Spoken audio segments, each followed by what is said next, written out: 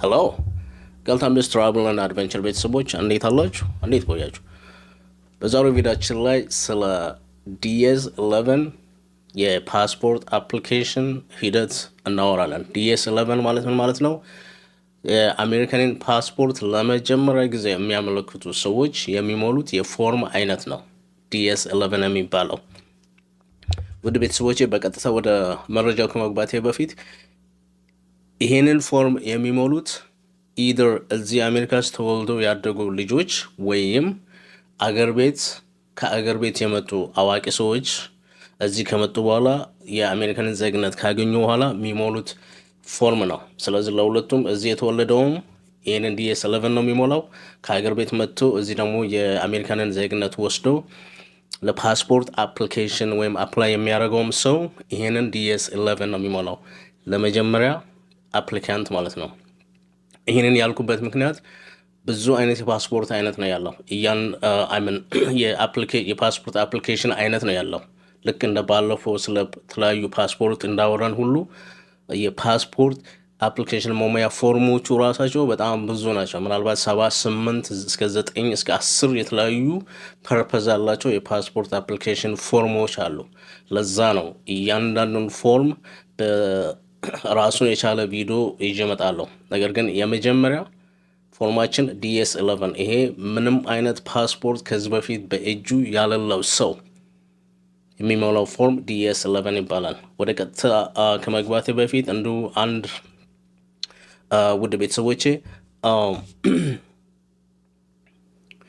ይሄንን የፓስፖርትን መረጃ በዚህ የዩቲዩብ ቻናል ላይ ልሰጥ ያሰብኩበት ዋና ዓላማ ትንሽ ነገር ልንገራችሁ። ምክንያቱም እኔ ከስራው ጋር ተያይዞ ብዙ የአገሬ ልጆች በእድሜ ጠና ያሉም ቲኔጀሮችም በጣም በተለያዩ ሁኔታ ውስጥ ሆነው መጥተው ስለ ፓስፖርት አሞላል ሲቸገሩ ሞልቶ የሚመጡትን ፓስፖርቱ ደግሞ ብዙ ነገር ሚስ ያደረገ ወይም በጣም ብዙ ሚስዳፕ የሆነ በቂ መረጃ ይዘው ሳይመጡ እንደገና መጥተው ሪስኬጁል ሲደረጉ፣ ሌላ ደግሞ ሮንግ የሆነ የፓስፖርት አፕሊኬሽን ሞልቶ ሲመጡ ብዙ በጣም መዘርዘር ማልችላቸው በጣም ማልጨርሳቸው ብዙ ሪዝኖች አሉ ስራ ቦታ ላይ የሚገጥመኝ። አትሊስት ይሄ መረጃው ባለፈው ቪዲዮዎች ላይም በተደጋጋሚ እንደሚነግረው የኛ ሰው የእውቀት ችግር የለብንም፣ ነገር ግን የመረጃ እጥረት በጣም አለብን።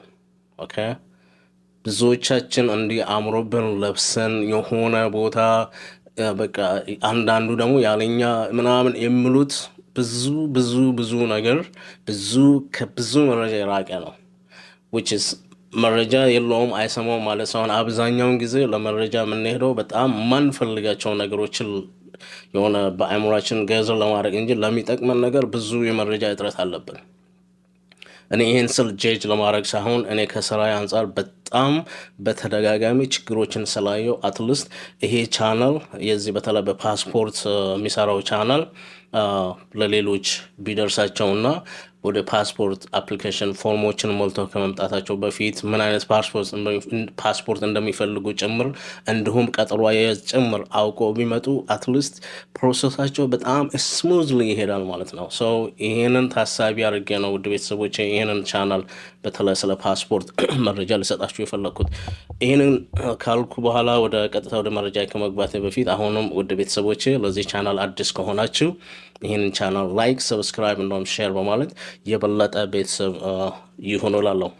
ኦኬ ቀጥታ ወደ መረጃው ልውሰዳችሁ። ዲኤስ 11 ፎርም ማለት ቅድም መግቢያ ላይ ገልጬላችኋለሁ። ለመጀመሪያ ጊዜ የአሜሪካንን ፓስፖርት ለመውሰድ ሰዎች አፕላይ የሚያደርጉት የፎርም አይነት ነው። ብዙ ፎርሞች አሉ እንደነገርኳችሁ። እያንዳንዱን ፎርም የራሱን የቻለ ቪዲዮ ይዤ ስለሚመጣ አሁን ዛሬ ፎከስ የምናደርገው ዲኤስ 11 ምን አይነት ፎርም ነው፣ እንዴት ነው የሚሞላው፣ ምን አይነት ሚስቴኮች ነው አብዛኛው ጊዜ ዲኤስ 11 ላይ የምንፈጽማቸው የሚሉትን በጥቂቱ አንስተን ውድ ቤተሰቦች እናወራለን። ዲኤስ 11 እንደነገርኳችሁ እዚህ የተወለደም የራሱ የአሜሪካን ዜጋ ነጭም ቢሆን እዚህ የተወለደው DS11 ይሞላል። የእኛ የአበሻ ልጆችም እዚህ ተወልደው ካደጉ DS11ን በመሙላት ነው የሚጀምሩት። ከሀገር ቤት የመጡም ሰዎች እንደዚሁ ለመድገም እዚህ መጥቶ የአሜሪካን ዜጋ ሳያገኙ የሚሞሉት ፎርም አይነት ነው በአጭሩ DS11 ማለት። ሰው ቀጥሎ ለDS11 ለመሙላት የሚያስፈልጉን ምንድን ናቸው? ከአፕሊኬሽኑ ባሻገር ማለት ነው። ፎርሙ DS11 ነው። ነገር ግን DS11ን ሞልተን በቀጠሮ ሰዓታችን ስንሄድ እዛ ፓስፖርት ኤጀንት ቦታ ስንሄድ ሌሎች አብሮ የሚመጡ ምን መሟላት ያለባቸው ነገሮች አሉ። እነሱን እናያለን። 3 ነገሮች ናቸው በዋነኝነት። አንደኛው DS11 የሚሞሉ ሰዎች እዚህ የተወለዱ ከሆኑ በርት ሰርቲፊኬታቸው በአንደኛነት ደረጃ ይዘው መሄድ አለባቸው። ነገር ግን አገር ቤት ተወልደው እዛ አድገው እዚህ መጥተው ዜግነት ወስደው ለDS11 ወይም ለፓስፖርት አፕላይ የሚያደርጉ ሰዎች ደግሞ የሲቲዘንሺፕ ወይም ናቹራላይዝ የሆኑበትን ዶክመንት ይዘው መቅረብ አለባቸው። ሁለት ነው። እዚህ ከተወለዳችሁ በርት ሰርቲፊኬታችሁን፣ አገር ቤት ተወልዳችሁ ደግሞ እዚህ ፓስፖርት አፕላይ የምታደርጉ ከሆነ ደግሞ ሲቲዘንሺፕ የሆናችሁበትን ዶክመንት፣ የመጀመሪያው ዶክመንት እሱ ነው። ሁለተኛው ዶክመንት ደግሞ አይዲ ነው፣ አይደንቲቲ። ይሄ በጣም ሞስት ኢምፖርታንት ቲንግ ነው። ውድ ቤተሰቦቼ ወደ ኋላ ይህንን ቪዲዮ ለምሳሌ የፓስፖርት ቪዲዮ ብዙን ጊዜ ነገሮች በጣም ኮኔክትድ አድርጌ ነው የሚሰራው እና የሆነ ፉል የሆነ ኢሜጅ እንዲኖራችሁ የመጀመሪያውን ቪዲዮ ወደ ኋላ ሄዳችሁ ብትመለከቱት አሜሪካ ውስጥ ዋናው ዜግነት ማግኘት ቢሆንም ከዛ ባሻገር ግን በይበልጥ በጣም የሚያስፈልጉን 3 ነገሮች እንደሆኑ በመሰረታዊነት ነግራችሁ ነበር። እነሱም የመጀመሪያው መሰረታዊነት ነገር የሚያስፈልገን ፓስፖርት፣ ቀጥሎ ድራይቨር ላይሰንስ ወይም ኤኒ ስቴት አይዲ፣ በሶስተኛ ደረጃ ደግሞ ሶሻል ሴኩሪቲ ካርዳችን። እነዚህ 3 ነገሮች ናቸው። ኢቭን እንኳን ሲቲዝንሺፕ ብትወስዱም ከነዚህ ከ3 ነገሮች ውጭ ምንም አይደለንም ማለት ነው። አሁን DS11ን ለማመልከት የግድ የሲቲዝንሺፕ ፔፐር ያስፈልግሃል። እሱ እንደ ፓስፖርት ነው የሚያገለግል ማለት ነው። which is አንተ የእነሱ ዜጋ መሆኔን ለአንተ ፕሩፍ ያደረጉበት ወረቀት ነው። which is in a sense እንደ ፓስፖርት አድርገህ አስበው። ሁለተኛው የአንተ ምንድነው ድራይቨር ላይሰንስ ወይም ኤኒ ስቴት አይዲ ነው የሚሆነው ማለት ነው። በሁለተኝነት ክራይቴሪያ ማሟላት አለበት አይደንቲታችሁን። አይደንቲቲ ኩድ ቢ ስቴት አይዲ ሊሆን ይችላል ወይም ድራይቨር ላይሰንስ ሊሆን ይችላል ማለት ነው። ኦኬ ግን አንዳንድ ጊዜ እንደ አሁን ለምሳሌ ስቴት አይዲም ከሌለው አንድ ሰው ድራይቨር ላይሰንስም ከሌለው ነገር ግን እንደ ሰከንደሪ አይዲ የሚወሰዱ ላይክ ለምሳሌ የስራ አይዲ፣ የስቱደንት የዩኒቨርሲቲ ተማሪዎች ከሆናቸው የስቱደንት አይዲ እንደ ሳፖርቲቭ ወይም እንደ ሰከንደሪ አይዲ የሚጠየቁ አሉ። እነሱን ፕራይመሪ አይዲ እና ሰከንደሪ አይዲ የከፈልኳቸው ቪዲዮዎች አሉ። እነሱን ወደፊት በሚኖረን ይቅርታ ቪዲዮ ላይ እናያለን። መቼም የሚቀጥለው ቪዲዮ ላይ አበዛ እንዳትሉኝ ብቻ የተሰሩ የሆነ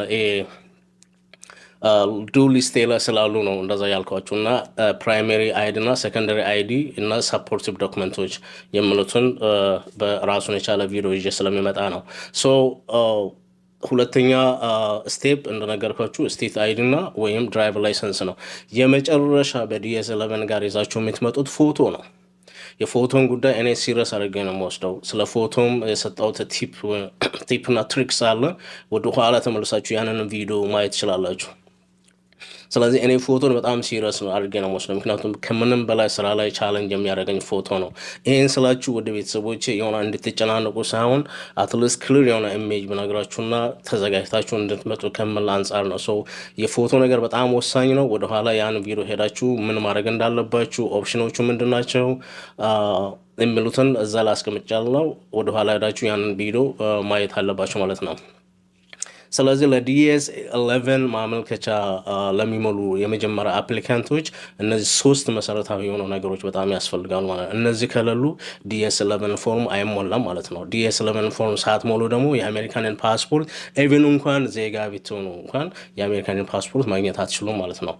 ሪቫይዝ ለማድረግ የመጀመሪያው ክራይቴሪያ የሲቲዝንሺፕ የሆናችሁበት ሰርቲፊኬት፣ እዚህ መታችሁ ዜጋ ከሆናችሁ፣ እዚህ ደግሞ የተወለዳችሁ ልጆች የበርት ሰርቲፊኬት፣ ከዛ አይዲ ስቴት አይዲ፣ ድራይቨር ላይሰንስ፣ ከዛ በሶስተኛነት ፎቶ። ስለዚህ ስለ ፎቶ ኳሊቲ፣ ጥራት፣ የሚያስፈልገውን ፎቶ ወይም የት መነሳት እንዳለባችሁ ሁሉ ያ የባለፈው ቪዲዮ ላይ ስላለ ወደኋላ መለስ ብላችሁ ማየት ትችላላችሁ። ውድ ቤተሰቦች በዚህ በDS11 ሳንወጣ ለተከታታይ 1 2 3 ቪዲዮችን ልንሰራ እንችላለን። ያንን ያልኩበት ምክንያቱም DS11 ራሱ ብዙ ቦታ ተከፍሏል። DS11 አሁን ይሄኛው ፓርት DS11 ያለ ምንም ኮንሲኩዌንስ ወይም አንድ ሰው ብቻውን ሄዶ ማመልከት ስፈልግ ነው። ገብታችኋል አይደለ? ለምሳሌ DS11 አገር ቤት የተወለዱ ልጆች አብዛኛው አሁን ብዙውን ጊዜ አሁን ስራ ቦታ ላይ የሚገጥሙኝ የኛ ሀበሻ ልጆች አገር ቤት ተወልዶ እዚህ ከመጡ በኋላ በእናት በአባት ፕሮሰስ ሲደረግላቸው እንዴት ነው ሂደቱ? እሱ አንድ። ሁለተኛ ደግሞ አገር ቤት ለምሳሌ አዳፕሽን ብዙን ጊዜ የኛ ሀበሻዎች ልጆችን አዳፕት አድርገን አምጥተን ፓስፖርት ፕሮሰስ እናደርግላቸው ገጥሞ ያቅም አንድ ኬዝ ገጥሞ ያውቃል ሎንግ ታይም አጎ። ነጮች ግን ብዙ ልጆችን አዳፕት አድርገው አምጥተው እዚህ የፓስፖርት ፕሮሰስ የሚያደርጉበት ሂደት አለ። ያንንም ራሱን የቻለ 3 ክፍል ይኖረዋል ማለት ነው። DS11 ራሱ የአሁኑ ክፍል በሚቀጥለው ክፍል ላይ DS11ን ከአገር ቤት የመጡ ልጆችን እንዴት እዚህ ፓስፖርት እንዲያገኙ የምንችልበትን ሂደት እናያለን። ቀጥሎ አዳፕት የተደረጉ ልጆች ካሉ ምክንያቱም ይለያል። አገር ቤት የአንተን ልጅ የገዛ ልጅን ባዮሎጂካል ፋዘር ሆነ ያመጣውን ልጅ ፕሮሰስ ማድረጊያውና አዳፕት አድርገህ የምታወጣ ልጅ ፕሮሰስ ማድረጊያው በጣም ይለያያል። እነዚህን 3ቱን ክፍሎች በተከታታይ በዚህ DS11 ላይ ካየን በኋላ ቀጥሎ ወዳለው ፎርም ወደ DS82 እንሄዳለን ማለት ነው። ምናልባት ስኬንሱን ጠብቄ ቢሄድ ለእናንተ ክልል የሆነ ሜሴጅ ይኖራል ብዬ ስላሰብኩ ማለት ነው። DS11 እንደ ሃይላይት ብነግራችሁ ምንድነው ሪኒው ፓስፖርት ከዚህ በፊት ያላችሁ አሁን ግን ፓስፖርታችሁ ኤክስፓየር አድርጎ ኦር ኢደር ፓስፖርታችሁ ላይክ ዳሜጅድ ሆኖ ግን ኤክስፓየር ያላረገ በጣም ዳሜጅድ ያልሆነ ነገር ካለ ወይም ስም ቀይራችሁ ከሆነ something like that ወይም ኢረር ያለበት ፓስፖርት ለመቀየር የምትጠቀሙት የፎርም አይነት ነው DS82 የሚባለው። እሱንም በሚቀጥሉት ቪዲዮች ላይ የምንመለከተው ይሆናል። ውድ ቤተሰቦቼ የዛሬውን ቪዲዮ በዚህ ይጨርሳለሁ። ስለ DS11 ከነገርኳችሁ ውስጥ ያልገባችሁ ወይም የበለጠ መረጃ ከፈለጋችሁ ወይም ጥያቄ ካላችሁ በኮመንቱ ስር ጻፉልኝ። ወደ ሌላኛው ፓርት ወደ DS82 ከማለፌ በፊት የDS11 ጥያቄዎች መልሼ መሄድ ስለፈለኩ ያንን ጥያቄ ካላችሁ ወይም ኤኒ ኮንሰርን ካላችሁ ኢደር ስለ ባለፉት ፖስት ስለባረኳቸው ቪዲዮዎች፣ ስለ ቀጠሮ አያያዝ፣ ስለ ፓስፖርት አይነት፣ ስለ ፎቶ አነሳስ እነዛ ሁሉ ጥያቄ ካላችሁ አንድ ላይ ጠይቁኝ። ለመመለስ በጣም ዝግጁ ነኝ። ሄልፕ ላደርጋችሁ በጣም ዝግጁ ነኝ። በሚቀጥለው ቪዲዮ እስክንገናኝ ድረስ ደህና ሁኑ።